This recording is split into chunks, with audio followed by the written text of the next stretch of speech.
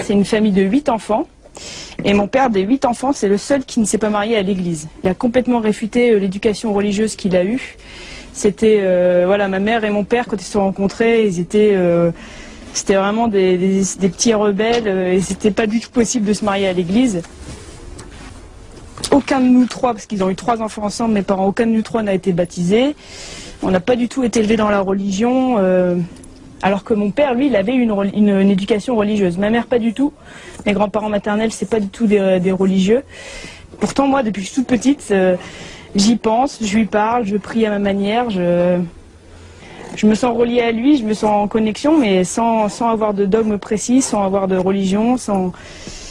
Je me rappelle que quand j'allais en vacances chez mes grands-parents paternels, donc la famille plutôt catho, ils m'emmenaient à l'église, je posais beaucoup de questions sur Jésus, etc. Il y avait beaucoup de choses que je ne comprenais pas, parce que vous savez, la Sainte Trinité, c'est un mystère. Donc il y a des choses que je ne comprenais pas, puis qui sont complètement abstraites encore aujourd'hui. Comment penser un seul Dieu, 3 personnes? Ça veut dire que la Trinité est en même temps indivisible et inconfuse. Eh bien, c'est impensable. Indivisible, c'est-à-dire que lorsque le Christ est mort sur la croix, il y avait le Père et l'Esprit Saint. Et en même temps, comment dire, c'est un seul Dieu, 3 personnes, et Saint Augustin lui dit très bien, le Père n'est pas le Fils n'est pas le Père, l'Esprit Saint n'est pas le Père. Enfin, on peut comme ça combiner les 3 personnes divines. Et il est bien évident que quand je dis ça, c'est ça qui est compliqué. Je ne crois pas au trithéisme. Trithéisme, c'est croire en 3 dieux, le Père, le Fils et le Saint-Esprit. Et je ne crois pas non plus au monadisme. Le monadisme, c'est dire, oh, le Père, le Fils et l'Esprit Saint, c'est la même chose. On change, voilà. Mais rationnellement parlant, ben c'est pas possible de comprendre. On ne peut pas maîtriser. Et ça, je l'avoue. Donc en fait, c'est pas que je refusais Dieu, je refusais la religion, mais pas Dieu. Ce qui semble aberrant maintenant, mais je pouvais pas m'accrocher à une doctrine religieuse en fait. Ce qui m'a aussi choqué, voilà, j'ai une petite sœur qui est décédée à l'âge de 25 ans. J'étais présente quand ça s'est arrivé et ma mère voulait absolument que le prêtre vienne parce que c'est la tradition, il fallait que le prêtre vienne pour bénir le corps. Je suis allée jusqu'au séminaire, aller à côté de l'église, et quand j'ai sonné, bon, au bout d'une demi-heure, le prêtre est enfin descendu. C'était l'heure du repas, je veux bien que c'était le soir. Mais quand je lui ai dit pourquoi je venais, il m'a répondu qu'il n'y avait pas urgence.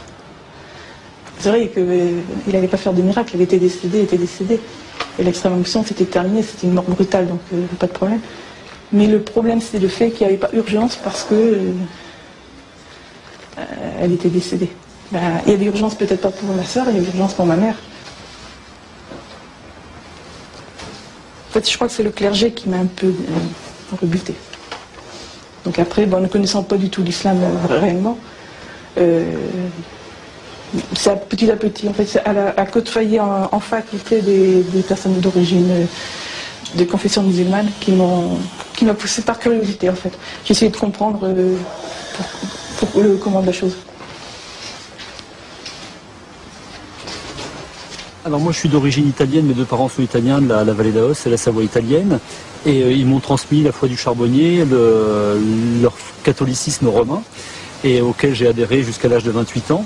Et à l'âge de 28 ans, je me suis converti à l'islam. Pourquoi? Parce que depuis que j'étais gamin, j'avais toujours le sentiment qu'il y avait quelque chose de commun dans les différentes religions. Et à l'âge de 28 ans, je me suis intéressé, j'ai voulu étudier à l'université les différentes religions, et j'ai accroché très vite sur l'islam, en l'espace de quelques cours d'islamologie. J'ai décidé de me convertir à l'islam, à la fois parce que j'y ai trouvé nourriture pour le cœur et la raison, pour aller un peu vite, mais aussi parce que je n'ai pas vu de rupture avec ma religion précédente. Pour moi, je considère que l'islam est la suite du judaïsme et du christianisme. Et donc, à partir de là, j'ai rajouté un étage à ma fusée religieuse, mais sans pour autant renier ce que j'étais avant. Sur ma carte d'identité, j'ai 2 prénoms. Je veux dire, si ça pose problème à des gens de m'appeler David, ils peuvent m'appeler Mehdi, ça ne me pose aucun problème, ça pose des problèmes aux autres. Voilà, moi, personnellement, que je m'appelle David ou Mehdi ou Jean-Claude ou Brian, je serai toujours musulman et c'est pas le prénom qui fait la religion, en fait. L'islam, je l'ai rencontré lors d'un voyage en Afrique que je préparais depuis ma plus tendre adolescence. Ma mère, elle m'a dit que j'ai commencé à en parler, je devais avoir 13-14 ans, arrivé au collège. Donc juste après le lycée, j'ai travaillé un truc du genre 6 mois pour me faire de l'argent. Et après, je suis partie vivre en Afrique un petit peu plus d'1 an. Donc je suis arrivée en Afrique au Sénégal. Quand tu entends des lectures du Coran, même si tu ne comprends rien, tu ressens quelque chose de très fort. Et moi, c'est ça en fait qui m'a fait comprendre que je comprenais rien. J'entendais juste des mots, des sons, mais j'avais envie de pleurer. Il y avait quelque chose de fort qui me submergeait, quoi. Tout le monde dit convertir. En fait, c'est reconvertir parce qu'on est tous musulmans. Et ça, après, c'est dans le contexte qu'on est, qu'on devient juif ou alors chrétien, tout ça. Donc là, je me suis reconverti en septembre 2006. J'ai voulu chercher un travail et c'est grâce à une connaissance à mon père que j'ai eu un travail dans un collège. C'était surveillant et j'ai intégré ce collège-là en mars 2006. Il y a une collègue qui est arrivée en septembre qui m'a passé un livre, l'islam pour les enfants. Donc on a échangé nos numéros pendant les travaux administratifs qu'on avait à faire pour la rentrée scolaire. Elle m'a passé le livre, j'ai lu le soir même, je l'ai lu. Et au fur et à mesure, je tenais le livre. Et puis après, au bout d'une semaine, j'avais plus le livre. C'était toujours les mêmes sourates. Mais au début, je pense que tout le monde a commencé avec les mêmes sourates. Et donc voilà. Je me suis mis comme ça, grâce à Allah et au travail au collège musulman. Les gens qui se convertissent à l'islam racontent des histoires extrêmement variées. Il y a des gens qui sont allés faire du tourisme au Maroc et ont entendu l'appel à la prière et ont été subjugués par ça et ils se sont convertis. D'autres gens, ils ont étudié 10 ans avant de se convertir. D'autres étaient très contre et puis un jour... Bon, en tout cas, ce qui est sûr, c'est qu'aujourd'hui, il y a forcément beaucoup de conversions parce que à la fois, il y a le phénomène de médiatisation négative sur l'islam. C'est pas une vérité sociologique du tout, mais il se trouve que chaque fois qu'il y a un moment de cristallisation, de stigmatisation, de diabolisation de l'islam au niveau des médias, c'est suivi quasi instantanément de conversion à l'islam. C'est toujours les mêmes questions. À croire que ça pose pas un problème, mais t'as besoin, c'est sûr, certes l'être humain il a besoin de savoir de quelle origine on est, on a toujours besoin de connaître ses racines, on a besoin de ses racines pour vivre, c'est comme un arbre. Là je le vois quand j'étais en stage, là, je fais des études d'infirmier, dans le personnel, souvent on te pose la question. Alors en plus quand tu es en stage en période de Ramadan, c'est encore pire. La personne, elle me dit, tu fais Ramadan, elle n'était pas du service dans lequel j'étais, elle venait pour manger, elle me dit, tu fais Ramadan, c'est une bien drôle d'histoire. Elle part dans le frigo, elle ouvre le frigo, elle dit, quelle bien drôle d'histoire. Je dis, l'histoire elle est drôle où? Il n'y a rien de marrant. Elle me dit, oui, mais parce que la copine de ma fille fait Ramadan aussi, et puis elle n'est pas arabe. Je dis, pourquoi? David, c'est quoi? C'est arabe, David. Le jour du Eid, appelé aussi communément fête du gâteau. Là, le Eid du Ramadan, chez eux, c'est la fête des gâteaux. On ramène des gâteaux. Mais là, il n'y a rien de drôle. C'est super bon. Et cette même personne-là, elle mange des gâteaux. Je pose un plateau, elle prend un gâteau, je lui fais, là, il n'y a rien de drôle. Je lui ai rappelé ce qu'elle m'avait dit 30 jours avant. Je lui ai dit, là, c'est pas drôle de manger des gâteaux pendant la fête du Ramadan, à la fin du Ramadan. Elle me dit, mais non, parce qu'ils sont bons. Voilà. Ça résume tout, en fait. La connaissance. Allez, on y va? Là, la classe est prête pour une fois. Oh là là. On y va? Allez, on y va. Si aujourd'hui je dis je me convertis à l'islam, ça fait pas du tout la même chose que si je me dis je me convertis au bouddhisme. Je me convertis au bouddhisme, on me dit tiens c'est un joyeux, il va dans un truc zen, un peu soft, c'est assez exotique mais bon pourquoi pas. Par contre si je dis je me convertis à l'islam, je me convertis à quelque chose qui fait peur, donc on commence à me soupçonner, à me regarder de travers, à dire mais il s'est fait embobiner, il rentre dans un truc, on va l'obliger à poser des bombes. Donc il y a toute une dimension qu'on se voit plaquer très vite. Dans son milieu familial, dans son milieu professionnel éventuellement, et assez vite aussi si l'on est actif, et ça a été mon cas, j'ai toujours été actif dans des associations, des partis politiques, etc. Et donc le fait de me retrouver musulman, j'ai voulu être actif en milieu musulman, Et très vite, je me suis retrouvé face à des renseignements généraux, à la DST, etc. Et moi qui essaye de ne pas voler un centime quand je fais ma déclaration d'impôt, je me suis retrouvé du jour au lendemain avec le sentiment que j'étais hors la loi, que j'étais quelqu'un qui faisait des choses pas bien. Et c'était une curieuse impression. Et se rajouter à ça en plus, tous les discours sur l'islam en France, qui donnent le sentiment que l'islam n'est qu'une religion d'étrangers faite et vécue par des étrangers. Et donc ça m'a donné en plus le sentiment d'être une espèce de migrant culturel. Et du jour au lendemain, j'étais plus français, j'étais plus de cette culture, j'étais ailleurs. Et j'étais en plus dans un ailleurs inquiétant pour mon entourage. La chance de mes parents, c'est que, et de ma famille, ils voient bien que c'est pas du tout pareil. Leur Guilain, parce qu'ils m'appellent toujours Guilain, eux. Peut-être qu'ils prendront l'habitude plus tard, Inch'Allah, de m'appeler Fares. Et ça me toucherait beaucoup. Et le son qu'ils ont par la télé, ils voient bien que c'est pas... Ils voient que dans mon comportement, j'ai pas changé vis-à-vis d'eux. Ils voient que c'est pas parce que je suis musulman que je me suis renfermé, que... Ils voient bien que j'agis pas comme ce qui se dit à la télé. L'islam, c'est pas un vaccin contre la connerie. Donc, si un saint non musulman se convertit à l'islam, ça fera probablement un saint musulman. Et si une tête de con non musulman devient musulman, ça fera probablement une tête de con musulman. Et, malheureusement, je crois qu'il n'y a pas de secret là-dessus.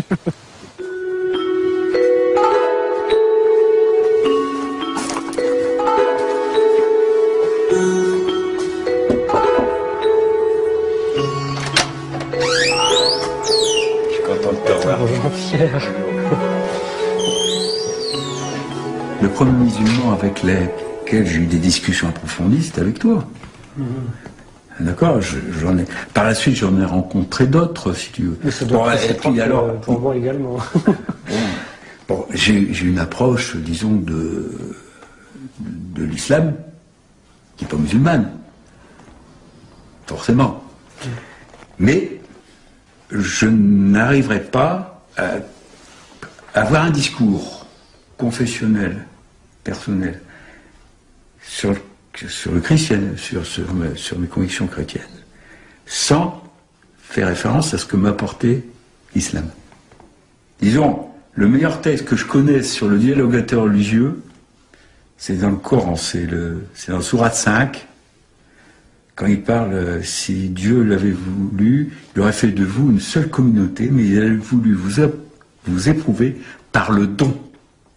C'est bien le don qui vous a fait. Rivaliser entre vous par le bien, vous retournerez tous vers lui, je crois, et il vous éclairera alors sur vos différends. Je crois que c'est la charte même du dialogue interreligieux. Quand j'ai choisi de me convertir à l'islam, bon, j'ai vécu tout un ensemble de tensions, je t'en ai parlé à plusieurs reprises avec ma famille, ça n'a pas été très aisé à gérer, notamment avec mes parents qui n'ont pas compris ce basculement vers l'islam. Mon père me disait, si tu veux être religieux, fais-toi curé, mais tu n'as pas besoin de devenir musulman et de changer de religion. Et là, les copains ont joué un rôle, les amis musulmans ont joué un rôle très important pour me permettre justement de cadrer cette relation et de gérer cette tension. Et les amis musulmans du quartier me disaient, si tes parents, si ta famille te demande de faire des concessions, même dans certains éléments de ta pratique religieuse, il ne faut pas hésiter à le faire pour préserver cette relation qui est plus importante que tout. Au début, ça m'avait vachement interpellé, quoi. Et il y a un truc aussi vraiment qui me fait vraiment pencher 10 fois plus pour l'islam que les autres religions, c'est que l'islam a un lien avec la science. Et pour moi, la science, c'est une manière d'expliquer le monde, comme le mystique, enfin, il y a plein de manières d'expliquer le monde. Et le fait que l'islam ne contredise pas la science et l'inverse, c'est vachement intéressant. C'est un cadre, en fait, pour moi, l'islam. C'est un cadre dont tu peux te servir tu peux t'en servir dans ta vie, dans la vie de tous les jours, quoi. Dans l'islam, quand il y a un problème, il y a une solution. On peut trouver donc une solution à travers le Coran, à travers les hadiths, à travers la tradition, on peut trouver une solution. Je peux comprendre effectivement que on puisse se tourner vers l'islam, car par la rationalité, il y a peut-être une plus grande clarté, une plus grande simplicité, si vous voulez.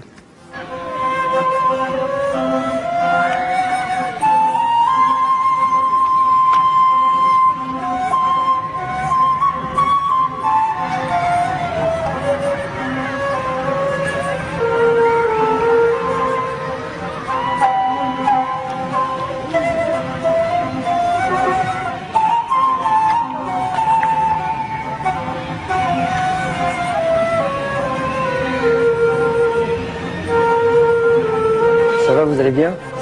Jawad, Ça va. en forme? Ça va. Et sur notre chef, Ça va très bien. Bah, écoute, comme tu sais, j'ai eu un petit garçon qui a maintenant 3 mois. Donc, Ça passe vite. tout va bien, Ça passe tout va vite. bien, ouais. Mais on m'a dit qu'à Condé, il y avait pas mal de convertis. À Condé, il y a beaucoup de convertis, effectivement. Ouais. Il y en a, on va dire, de plus en plus même. Hein. Ouais, ça se compte peut-être en... Allez, je vais dire qu'il y en a une vingtaine peut-être. Mais qu'est-ce qui fait que dans un petit patelin comme ça, on a autant de convertis?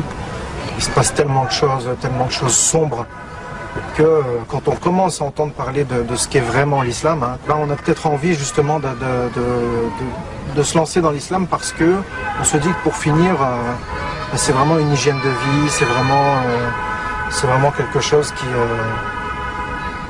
pourrait entre guillemets nous cadrer, quoi. Et je pense que les jeunes ont besoin de ça. Vous ne pensez pas que le converti a l'obligation quelque part de prendre certains traits culturels au péril d'être Alors voilà, rejeté c'est des fois malgré lui qu'il va devoir entre guillemets s'intégrer. Toi, dans ton cas, comment tu vis la chose? Moi, franchement, Miro, je vais pas te mentir, ça s'arrêtait juste à la shorba ou à la hirra de Ramadan, quoi, des soirs de Ramadan. Mais sinon, franchement, non, je me sens ni marocain, ni algérien, ni tunisien. J'ai vraiment, tout simplement, j'ai vraiment l'impression d'être un Français à part entière, content d'être Français et tout simplement musulman, quoi. Je veux dire, voilà, quoi. Ouais, mais t'as quand même fait Ma le femme, choix, ma comme femme, moi, en tout cas, voilà. de prendre une conjointe Exactement. qui est d'origine maghrébine. Ouais. Dans ton cas, moi, ma femme, elle est venue directement du Maroc. Ouais, moi, ma femme est d'ici. Je trouve que c'est dur déjà parce que tu te retrouves un petit peu entre deux communautés au départ, puisque au départ, un converti avec un parcours classique, on va dire, est plus ou moins rejeté par sa famille dans un premier temps, qui va pas forcément comprendre ce nouveau choix, cette nouvelle orientation religieuse. Donc toi, tu te dis que pour finir, il y a une deuxième communauté qui m'attend et qui va m'accueillir.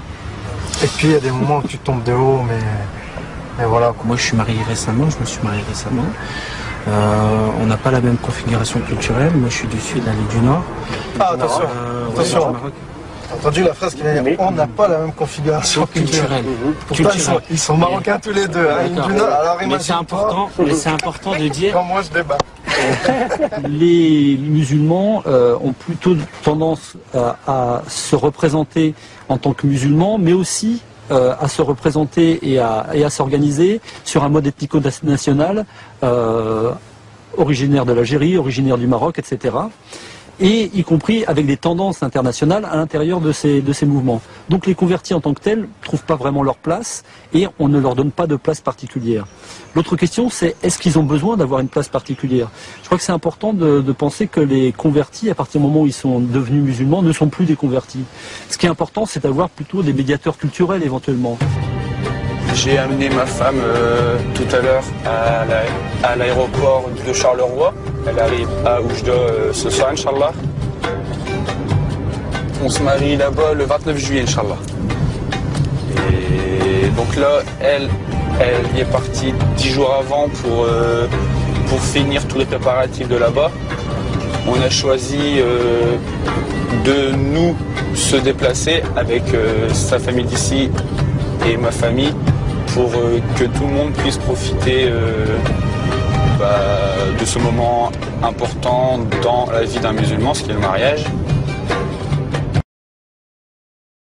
Moi, combien de fois on a essayé de m'appeler Daoud à la place de David, alors que c'est la même signification. En plus, David, c'est hébreu. Oh, ça, laisse tomber, hein. Je fais vraiment chier tout le monde. Ah, tu fais chier les imbéciles. Ah, j'emmerde tout le monde. Hein. Alors, David hébreu, Mehdi arabe et roi ancien français. Moi, je suis allé dans un hôpital il n'y a pas très longtemps en stage, la chambre mortuaire, t'as un crucifix. Hein. Oui, voilà. Alors que tu es toujours dans un lieu public. Hein, ils l'ont enlevé il n'y a pas longtemps. Ouais. Ça veut dire quoi, ça? C'est-à-dire que si tu meurs en tant que musulman à l'hôpital, tu rentres dans une pièce où il y a un crucifix. Ça veut dire qu'on ne respecte pas ta religion. Moi, je meurs demain. Qui va s'occuper de moi? Tu vois, c'est un sujet chaud quand même. Mais qui va s'occuper de moi? Un testament. Hein. Ah, mais qui? Bah, tu te mets d'accord avec... Voilà. C'est chaud. Hein. Qui va faire ma toilette mortuaire? Comment je vais être enterré? C'est chaud, ça. Tu sais que ce problème s'est déjà posé. Exactement. Les carrés musulmans en France, moi, je vais pas me faire enterrer en Algérie, je suis né en France. Oui, bien sûr, bien sûr. Tous les musulmans français, entre guillemets, convertis, qui vont mourir demain, hein. Comment on va les gérer, tous ces gens-là? Parce qu'il y en a plein, hein. Il y en a énormément. Et ces gens-là, ils sont enterrés dans le respect de la religion. Ils sont enterrés dans le respect du mort. Ils sont enterrés selon le respect de la ville où ils vont être enterrés, et puis basta. Hein. Donne-moi ta mutuelle, donne-moi ta sécu, et puis voilà, on va faire l'assurance décès, et basta. Par contre, on va se préoccuper que Fatima porte un voile, et puis, bah voilà, elle ne présente pas une pub de laitue. Quand on pense qu'une femme peut se convertir à l'islam, on pense qu'elle doit être un peu fada quand même. Parce qu'on est convaincu qu'elle abandonne tout. Je trouve que dans l'islam, la femme est 1000 fois plus préservée, plus respectée que dans la société occidentale qui a perdu ses valeurs. Je vois pas en quoi une femme occidentale qui va s'afficher sur un panneau publicitaire pour des sous-vêtements féminins ou autres est plus respectée qu'une femme musulmane. Il faudra qu'on m'explique parce que là j'ai un problème de perception du respect. Et qu'on me dise aussi si dans le monde occidental la femme n'est jamais battue. Parce que là, il n'y aurait pas SOS femme battue ou SOS homme battu maintenant, parce que ça se fait aussi. Donc qu'on me dise, là, est-ce que toutes ces femmes qui appellent SOS femme battue ne sont que des femmes musulmanes?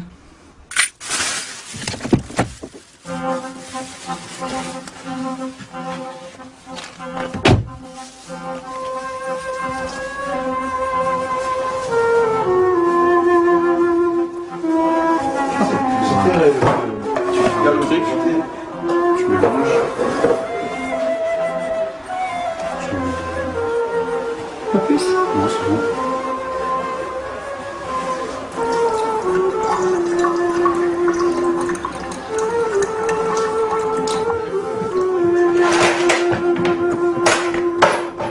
Là, je suis là.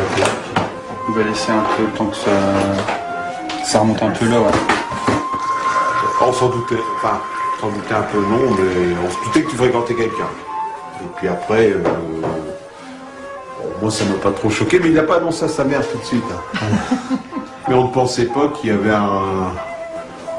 qu'il y avait une relation de cause à effet entre le fait d'être fréquenter une Marocaine et puis de prendre la religion musulmane. Hein. Bon, la part des choses à faire, c'est savoir si c'est une vraie conversion ou si c'est une conversion de circonstance. Quoi. Comme je disais tout à l'heure dans la voiture. Une conversion amoureuse, quoi. Au début, tu pensais que c'était une conversion amoureuse? Bah oui, je le pense toujours un peu d'ailleurs. Le mariage nous a un peu déroutés. Ce qui surprend, c'est que quand tu es marié à la mairie, qui est quand même l'acte légal de la République française, tu n'as pas le droit d'aller avec ta femme. Ça, c'est quelque chose qui... Non, c'est ça que je comprends pas, ça. En fait, ça, c'est parce qu'on a décidé de faire le mariage au Maroc aussi, pour... Ouais, mais l'acte de mariage, c'est quand même l'acte civil à la mairie. Point. À la limite, toi, tu es en droit de... Oui. Nous, l'acte de mariage, c'est le mariage religieux, c'est pas le mariage civil. C'est pour ça que maintenant, on n'habite pas encore à deux. C'est après le Maroc, quand on reviendra, qu'on vivra à deux. Bon, nous, tout ce qu'on souhaite, c'est que ça ne soit pas une entrave à la vie familiale, quoi, parce que ça aussi, quand même, ça pose des soucis sur le plan familial. De quoi? La famille, c'est important. Oui, c'est important, mais il faut que ça soit important des deux côtés. Quoi. Bah ouais. Si c'est important des deux côtés, Moi j'ai fait connaissance avec tes beaux-parents et puis tes beaux-frères et tes sœurs. Oui, ça se passe très bien. Oui. Tout ce que je demande, c'est que quand il y aura les enfants, j'aurai... qui viendront régulièrement et puis que j'aurai les petits-enfants. Tout ça, moi, c'est tout ce que je demande, quoi. Bonjour.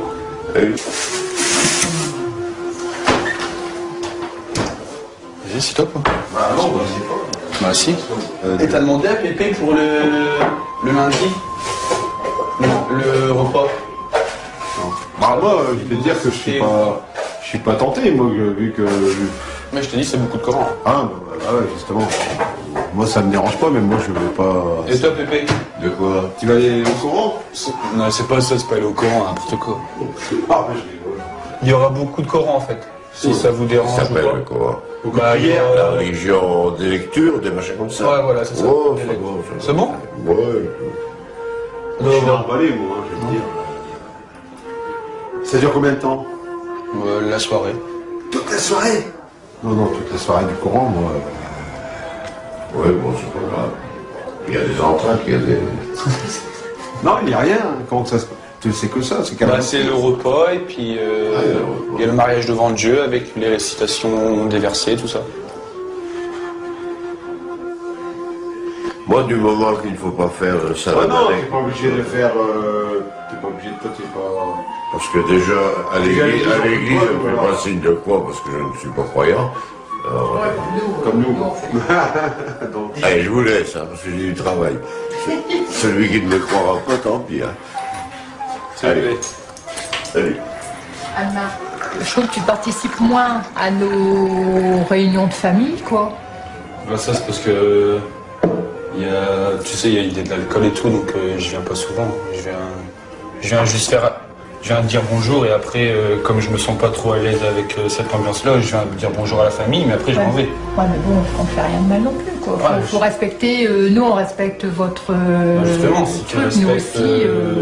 Je vais pas aller dans le mauvais. Ouais, mais bon, si comme t'en vois pas... Ouais, mais même si je me sens pas bien. Bon, je monte maman, je prie. On a un peu de mal à comprendre et puis je vois avec bien, des fois si on y pose un peu trop de questions, des fois, c'est pas qu'il mord, mais bon, des fois il réagit un peu sec, quoi. Je dis nous, c'est pas qu'on est con, c'est qu'on essaie de comprendre, quoi, c'est tout. Au niveau du cercle d'amis, de par l'ignorance des gens, j'ai eu beaucoup de « ah, fais attention, ah bon, musulman, mais c'est quoi ?» En fait, les amis sont curieux, ils sont méfiants, mais quand même curieux. Mais la famille, j'ai l'impression que c'est plus tabou, mine de rien, en famille. C'est plus, bon bah voilà, on le sait, mais est-ce qu'on va aller chercher le sujet? Est-ce qu'on va aller la chercher sur ce sujet? Pas forcément, quoi. La famille, en fin de compte, elle est un peu plus... C'est comme si elle voulait pas changer l'image qu'elle avait de toi, quoi. Il y a des personnes qui voient plus du tout leur famille. Ils se sont mariés avec leur mari, et leur famille, maintenant, c'est la famille de leur mari. Et ils ont plus leur famille. Mais ça, c'est vraiment triste, parce que dans l'islam, il y a un truc hyper important, c'est qu'on n'a pas le droit de renier nos parents. On doit, quoi qu'il arrive, être bien avec nos parents. Enfin, moi, je me rappelle qu'à la mosquée, les gens nous ont déjà dit, vous les convertis, si vos parents ils fêtent Noël, pourtant Noël, c'est pas une fête musulmane, allez-y. Allez-y, parce que Noël c'est une fête importante, c'est leur fête à eux. Même si voilà, c'est la naissance de Jésus et que Jésus c'est pas notre prophète et c'est un prophète et qu'on le vénère pas, c'est la fête de notre parent. Il y a les enfants qui viennent, il y a les cousins, les cousines et c'est très important. Et moi Noël, je suis hyper contente d'aller à Noël chez ma mère, même si j'y mets pas la même intention, mais je suis très contente parce que c'est une fête et ma mère elle est contente, j'y vais, c'est un moment familial et c'est important de ne pas décevoir ses parents. Mais c'est vrai que quand on est converti, on doit jongler entre ne pas décevoir ses parents et être en accord avec sa religion et continuer à être sincère dans les deux camps. Et c'est ça que c'est pas facile, ça.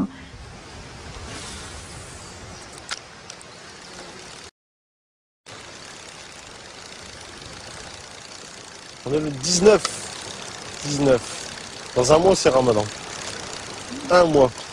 Déjà, Ramadan? Eh, gamin, ça fait déjà un an déjà. Hein. Ah, ça passe vite, hein.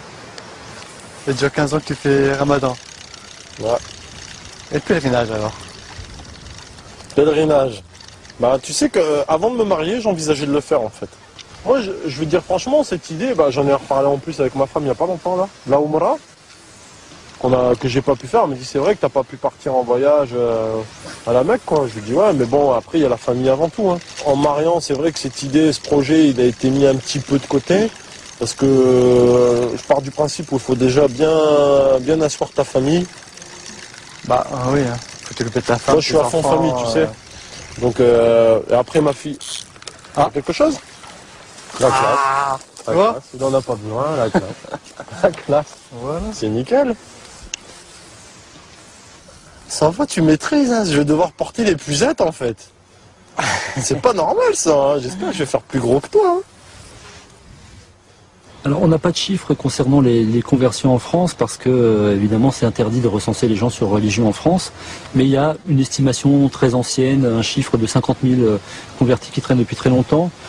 J'ai eu des chiffres par le ministère de l'Intérieur, des chiffres très officieux qui datent d'une dizaine d'années, qui étaient une estimation des renseignements généraux à 110 000, 120 000 convertis en France. C'est difficile de savoir.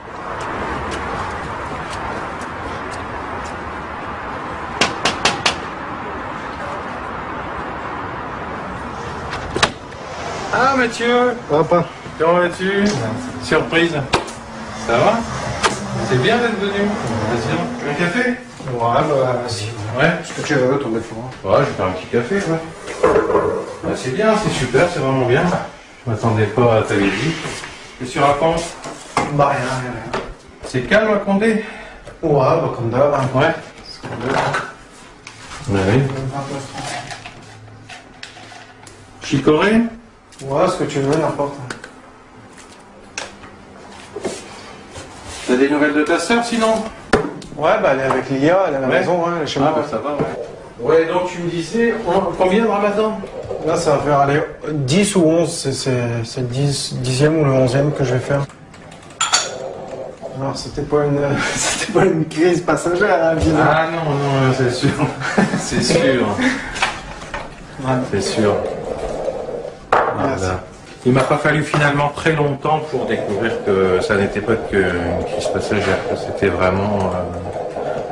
c'était ça, quoi. Il avait ça en lui, quoi. Voilà. J'avais quelques doutes parce que il était déjà très souvent avec ses petits copains donc, de la cité Saint-Pierre à Condé, donc avec tous ces petits copains donc, marocains, enfin d'origine marocaine, algérienne, tunisienne et autres.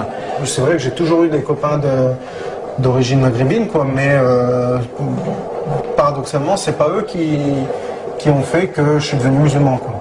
Franchement. Oui, donc ensuite j'ai effectivement appris de façon officielle qu'il fréquentait la mosquée, ça je l'ai appris, donc bon là je me suis dit ok là c'est bon, là, ça y est. Mais bon c'est sûr qu'au début ça secoue, quoi, ça interpelle, c'est le moins qu'on puisse dire. Mais après il faut rapidement essayer de comprendre, parce que si on n'essaie pas de comprendre, on va camper chacun sur ses positions et on va... Moi, je risquais de les perdre tous les deux, hein, puisque... Parce que ma petite sœur... Après, sa sœur a suivi forcément le même chemin. Mais donc, si on n'essaie pas de comprendre, on perd ses enfants. Donc, c'était pas le but non plus. Donc, Mathieu m'a carrément même prêté des bouquins, notamment sur la réflexion de certains personnages connus français sur l'islam. Et puis, à partir de là, j'ai effectivement commencé, on va dire... Mon travail de compréhension et d'acceptation.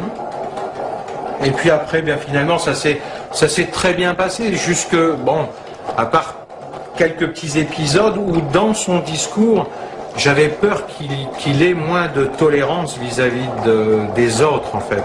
Et ça, je le reconnais, voilà. C'est vrai que je le reconnais. Parce que... C'est ce prosélytisme qui allait parfois un peu trop loin. Mais qui tombe en même temps en pleine crise d'adolescence. Voilà, tu vois ce que je veux dire? Voilà. Et là, voilà, dès que je disais une connerie, parce que j'en ai dit des conneries, dès que je disais une connerie, c'était plus Mathieu l'adolescent. C'était Mathieu le musulman, tu vois. Bon, après, sur le principe même de la religion, que moi, j'ai absolument, on va dire, c'est une mauvaise expression, mais j'ai rien contre, on va dire, quoi. Au contraire, parce que plus j'ai essayé de comprendre, et plus je me suis aperçu que non seulement c'était, on va dire, cartésien, que c'était... enfin pas cartésien, mais que c'était cohérent, hein, voilà, que c'était cohérent, que que les textes et que c'était la vérité, parce que plus j'avance dans mon but de compréhension, et plus je m'aperçois qu'effectivement c'est la vérité, quoi. Voilà. Et bon, pour l'instant, parce que il doit être trop content maintenant, parce que il a réussi, quoi.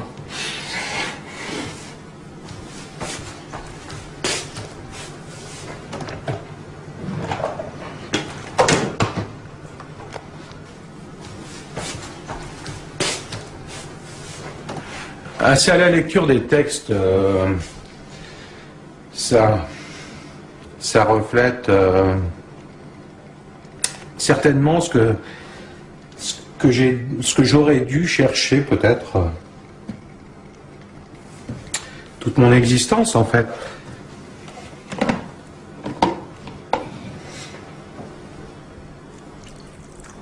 Surtout que je connais son travail dans le milieu dans lequel il évolue, dans un milieu parfois difficile où il y a des jeunes qui sont désœuvrés, qui sont en quête de vérité, de recherche spirituelle, et il a désamorcé parfois des situations plus que ubuesques, plus que difficiles, grâce à la religion, et ça c'est formidable, quoi, voilà. Donc là il n'y a rien à dire, quoi, c'est du respect, hein. Moi il m'a fallu attendre 53 ans pour... mais bon, il n'est jamais trop tard, hein. Ben ouais, c'est comme ça. Rien de tard. Tu veux dire, il est en train de... Non. De me dire, vas-y, lance-toi, mais attention. Non, mais... Mais non, franchement, les derniers jours de ta vie, il est pas tard, tu vois ce que je veux dire. Tu aurais 100 ans et tu te dis, voilà, c'est maintenant, c'est maintenant, tu vois. Il n'est jamais tard.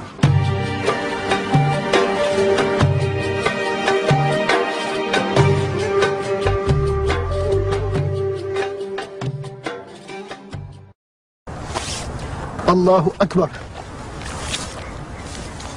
الحمد لله رب العالمين الرحمن الرحيم مالك يوم الدين إياك نعبد وإياك نستعين اهدنا الصراط المستقيم صراط الذين أنعمت عليهم غير المغضوب عليهم ولا الضالين